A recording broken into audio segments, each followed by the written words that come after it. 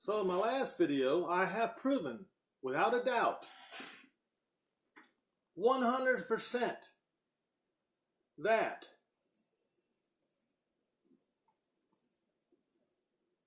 the so-called anti-Messiah that the people claiming today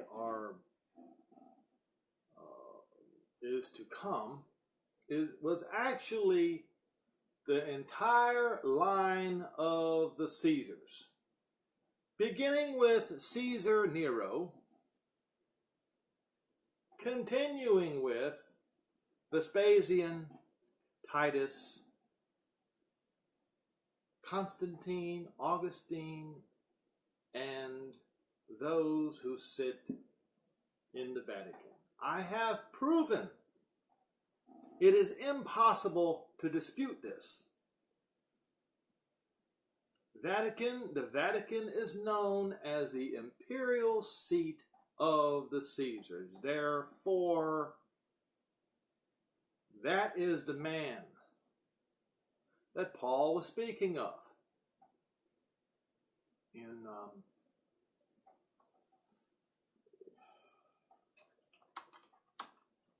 look at 2 Thessalonians. Yeah, it's in 2 Thessalonians 2 and verse 3, I believe.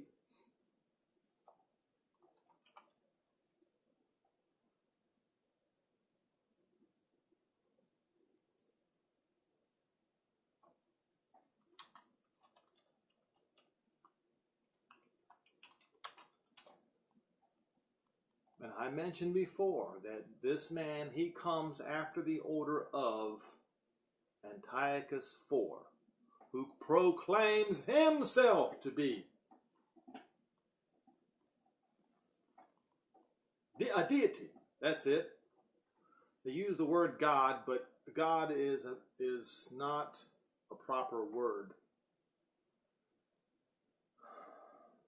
Okay, 2 Thessalonians 2.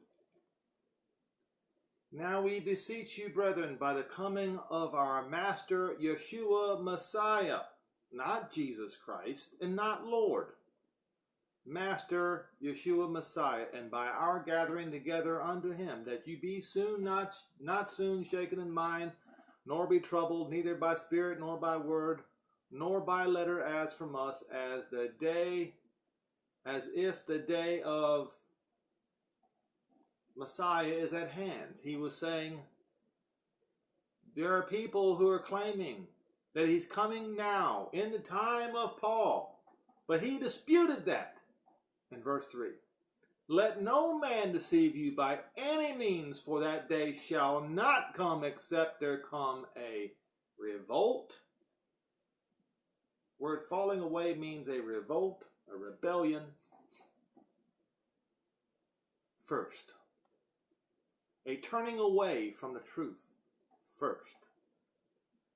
We know when this happened, and we know who did it.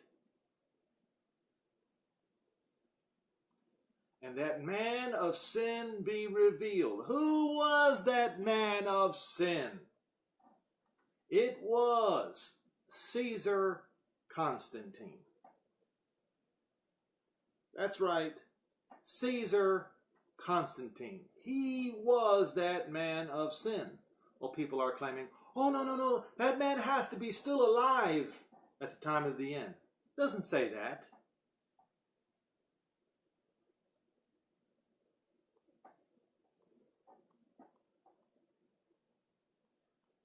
You can read in the prophets where it talks about how he's going to make David the prince over Jerusalem.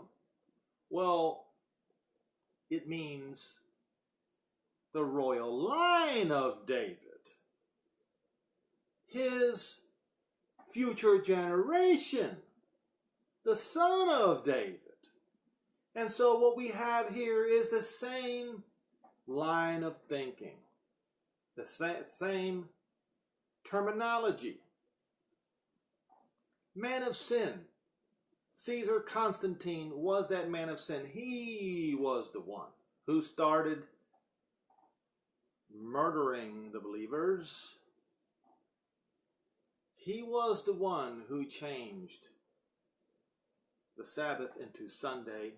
He was the one who caused the people to worship an image, a mark, whatever you call it, that they call a cross today. It was him. And it was told, or I guess a demon told him, that by this sign you shall conquer. And isn't it interesting?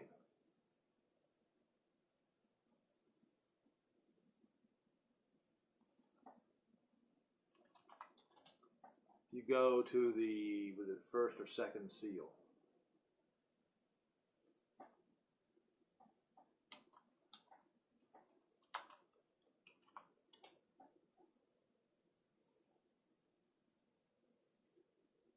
Revelation 6.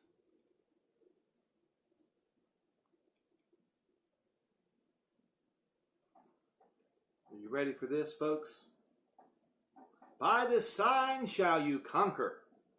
And I saw the Lamb, when the Lamb had opened one of the seals, and I heard, as it were, the noise of thunder, and one of the four beasts saying, Come and see. And I saw, and behold, a white horse, and he that sat on him had a bow, and a crown was given unto him, and he went forth to conquering and to conquer.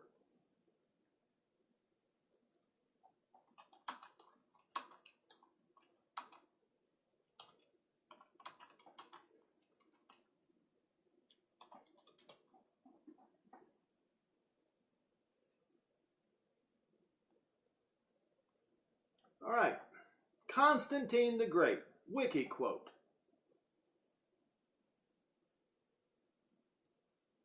Just scroll down to the second paragraph, and what do you see?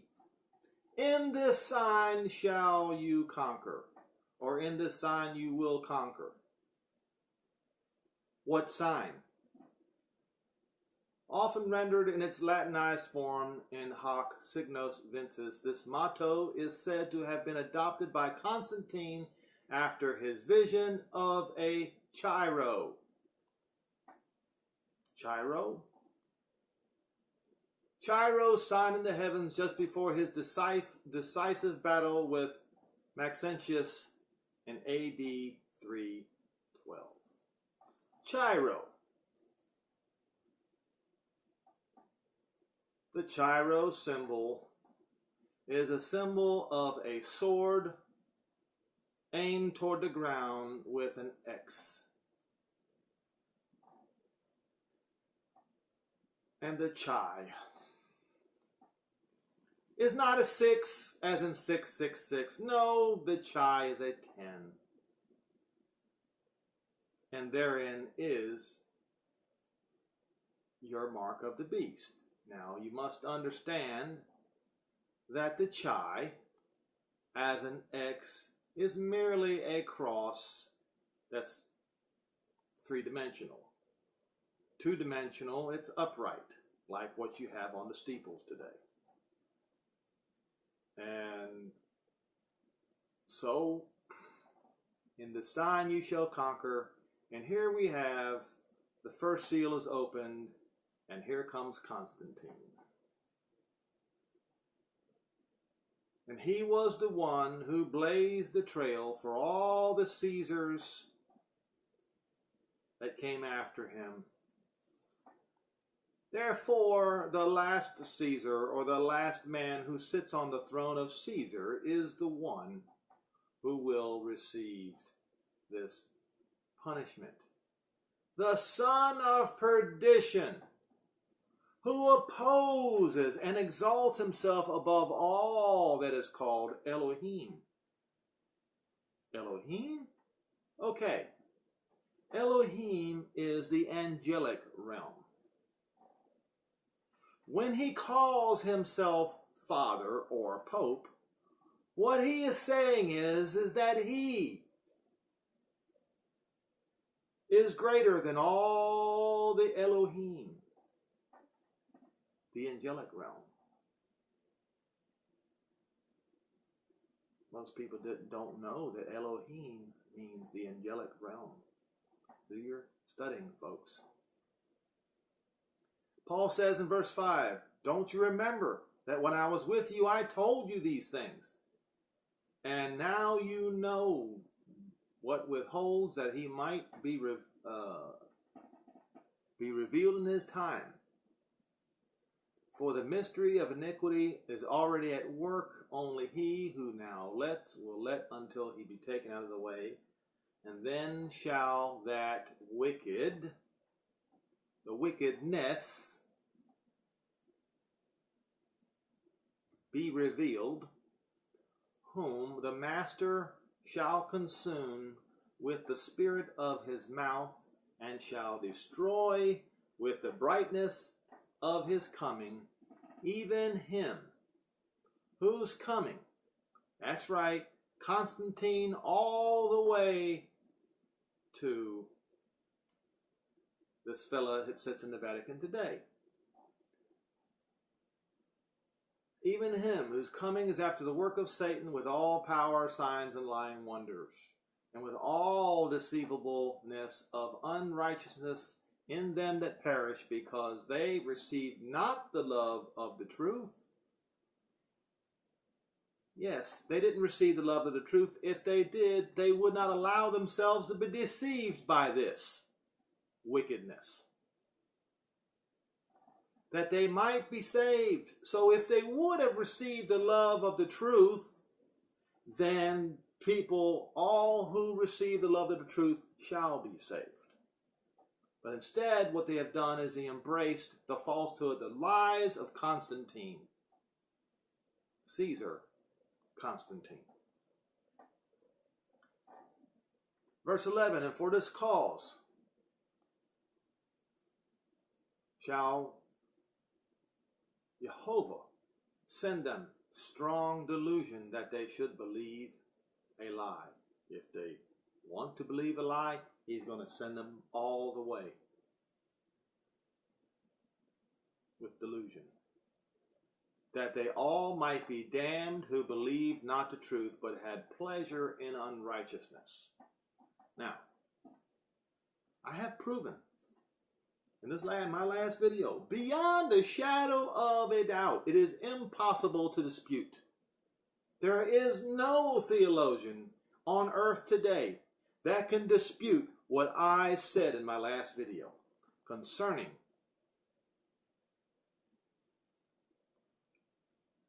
the man of sin being the Caesars. The one who destroyed the temple and Jerusalem is the one who is going to receive that which is poured out, which are the 10 of the 7 last plagues that come with the 7 trumpets. That is what is going to be poured out, and it shall be poured out upon the throne, the imperial seat of Caesar, upon the Vatican, and upon those who worship the Chi-Rho.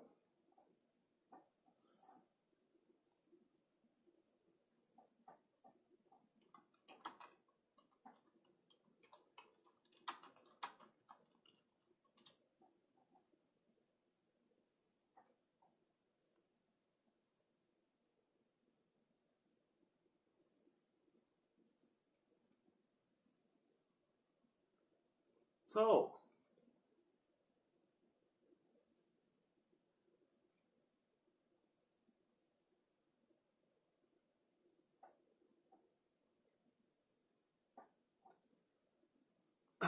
verse 4 of Revelation 20, and I saw thrones, and they sat upon them, and justice was given unto them. Who were these people?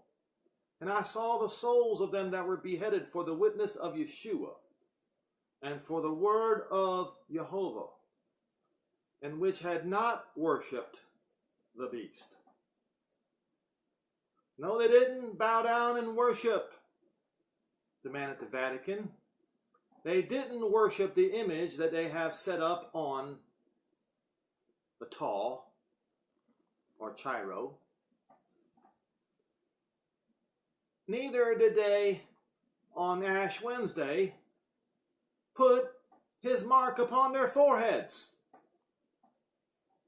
or in their hand when they had services and they do this little thing with their hand over their heart and on their nose or whatever they do. They didn't do that. And they lived and reigned with Messiah, not Christ. Every time they put Christ up in the Bible, it is a deception, it is a lie. Messiah. And they reigned with Messiah where? In Jerusalem for 1,000 years. Not at the Vatican, folks. Not in Rome. Now, I'm going to find another place that gives a little bit more insight.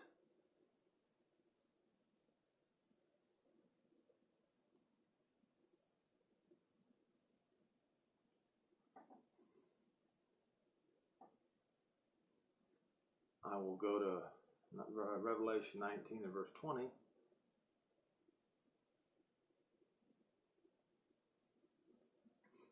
I guess you could say I'm going a little bit backwards here, but please bear with me.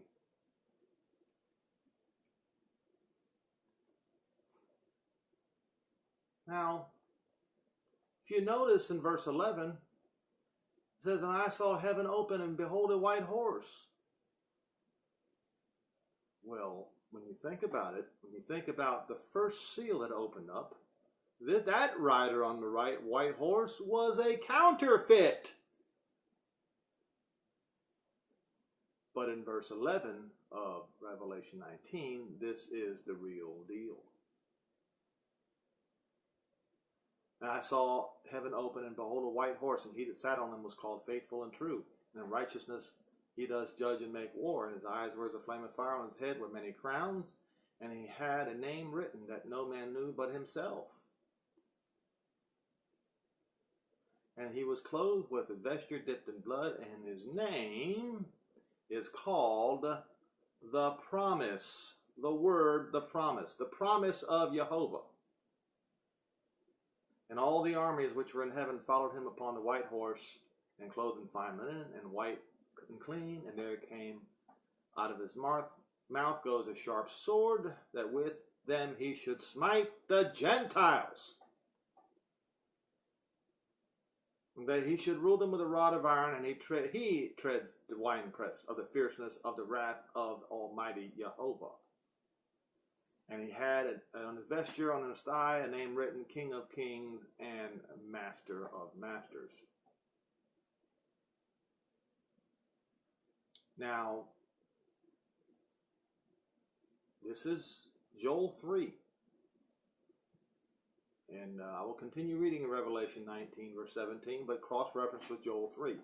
"And I saw an angel standing in the sun, and he cried with a loud voice, saying to all the fowl that fly in the midst of heaven," you will find this in Ezekiel 38 and 39, "Come and gather yourselves together unto the supper of the great Elohim," Jehovah Elohim, "that you may eat the flesh of kings, and the flesh of captains, and the flesh of mighty men, and the flesh of horses, and of them that sit on them, and the flesh of all men, both free and bond, great and small. And I saw the beast, and the kings of the earth, and their armies, gather to make war against him that sat on the horse, and against his army. And the beast was taken, and with him the false prophet that wrought miracles before him, with which he deceived them that had received the mark of the beast, and them that worshipped his image." Remember what I told you what the mark of the beast was? And his image. "These were both cast alive into the fire burning with brimstone. And the remainder, the soldiers that he sent, were slain with the sword of him that sat upon the white horse, which sword proceeds out of his mouth, and all the fowls are filled with their flesh." Now I will go to another scripture.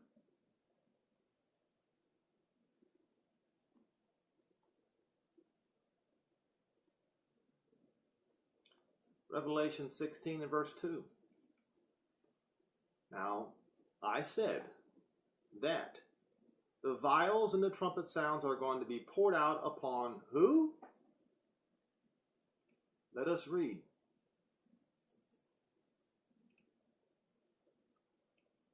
"16 and verse 1 of Revelation, the first 6 bowls of wrath. And I heard a great voice out of the temple saying to the 7 angels, Go your way and pour out the vials of wrath upon the earth. And the first went and poured out his vial upon the earth, and there fell a noisome and grievous sore upon the men which had the mark of the beast, and that had worshipped his image." Yes, that image that you see on Sunday services, up there in front of you, that you bow down and worship, that image. You worship that image. Those of you who do, the very first bowl of wrath falls upon each and every one of those people.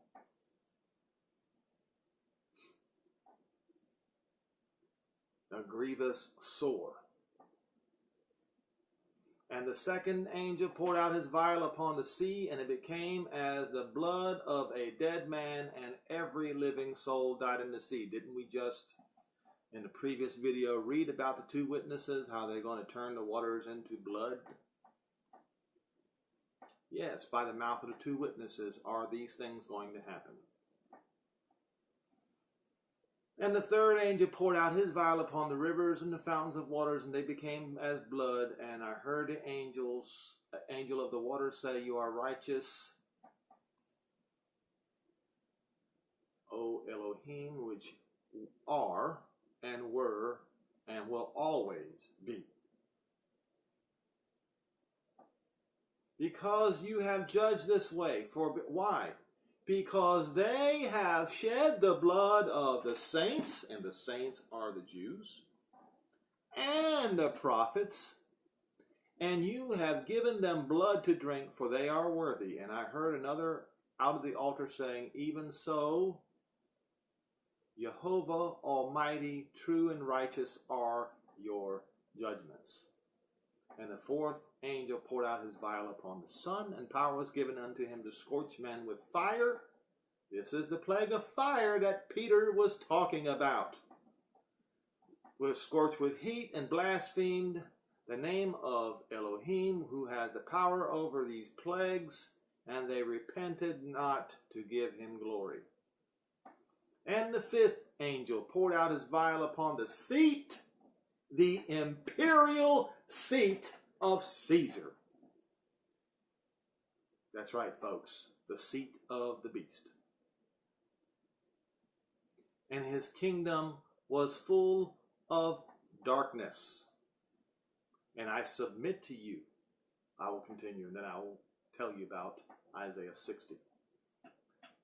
"And they gnawed their tongues for pain and blasphemed." No, they did not worship. They did not repent. They blasphemed the Elohim of heaven because of their pains and their sores, and they repented not of their deeds. Isaiah 60.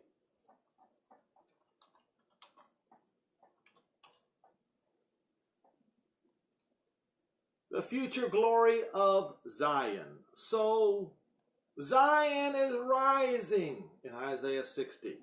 The light of Jehovah is shining upon Zion. When is this happening?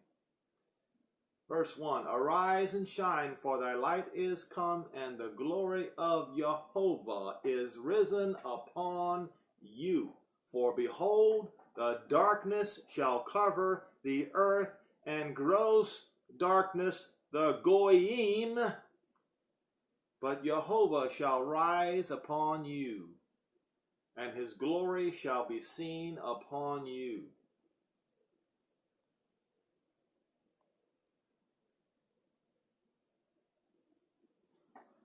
"And the Gentiles shall come to your light." Why?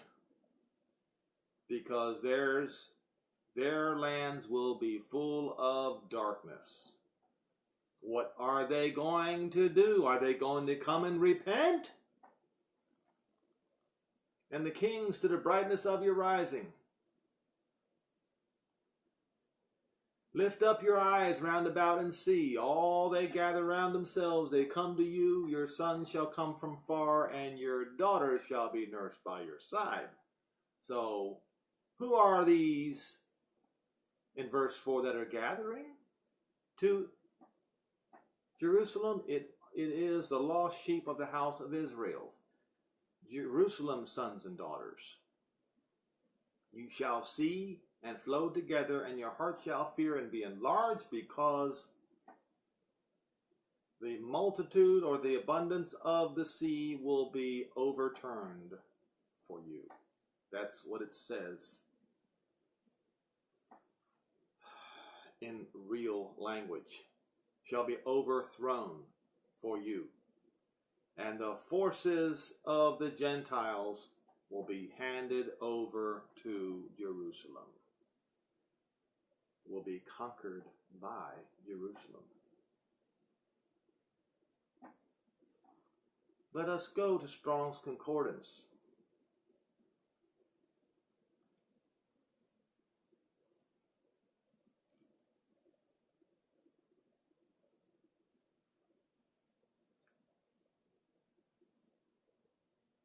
Okay, in verse 5, where it says, you shall see, the word is ra'ah, to see.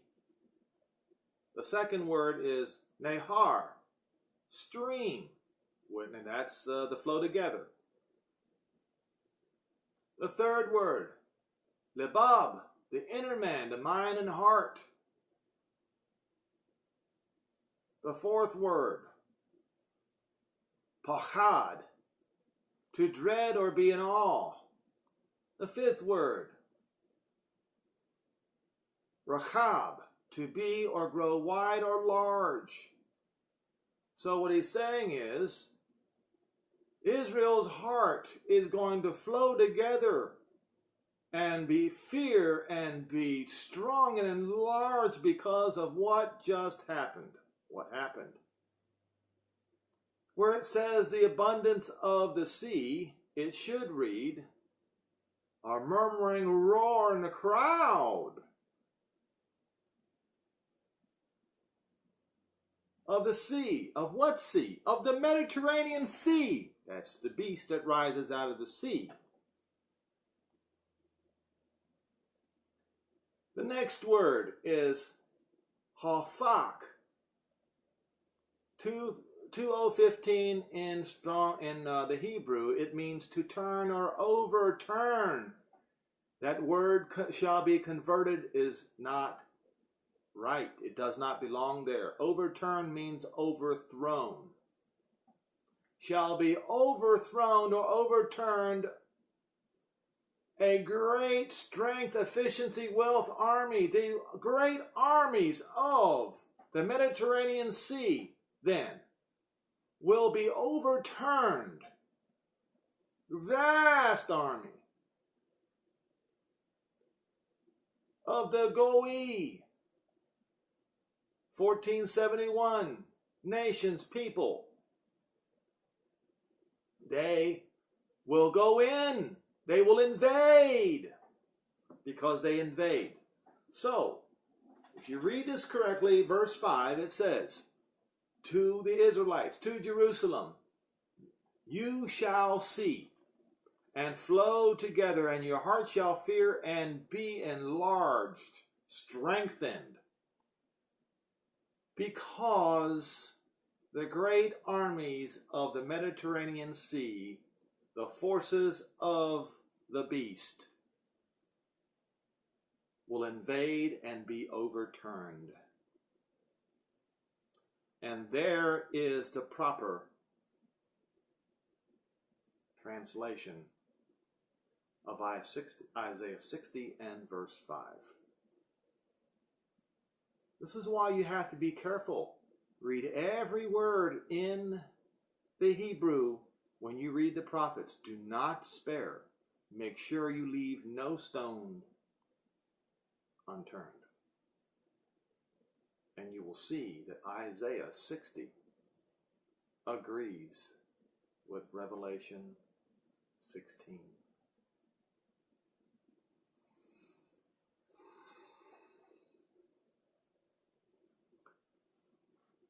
Verse 12, and the sixth angel of Revelation 16, and the sixth angel poured out his vial upon the great river Euphrates, and the water thereof was dried up, so that the way of the kings of the east might be prepared. Now, okay, and I saw three unclean spirits like frogs come up out of the mouth of the dragon, out of the mouth of the beast, and out of the mouth of the false prophet. So they're not only going to be coming from the east, yes, the Iranians, the Afghanis, and all those enemies of Israel, but they will also be coming from the west, Mediterranean Sea.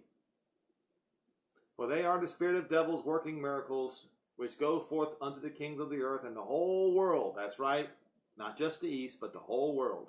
Gather them together to battle of that great day of Jehovah Almighty. Behold, now Yeshua is speaking, behold, I come as a thief. Blessed is he that watches and keeps his garments, lest he be called naked, and they see his shame. And he gathered them together in a place in the Hebrew tongue called Armageddon, or Megiddo Valley. And Megiddo Valley is in northern Israel, just below the Golan Heights. So you see, folks, the beast, Caesar, the Vatican, and all his followers, and all Israel's enemies shall come against Israel as one, and be overturned, be defeated. All their great armies will be defeated, just like it says in Isaiah 60 and verse 5. So do not let anybody tell you, do not let your preacher tell you that the Antichrist, as they say, is a Jew.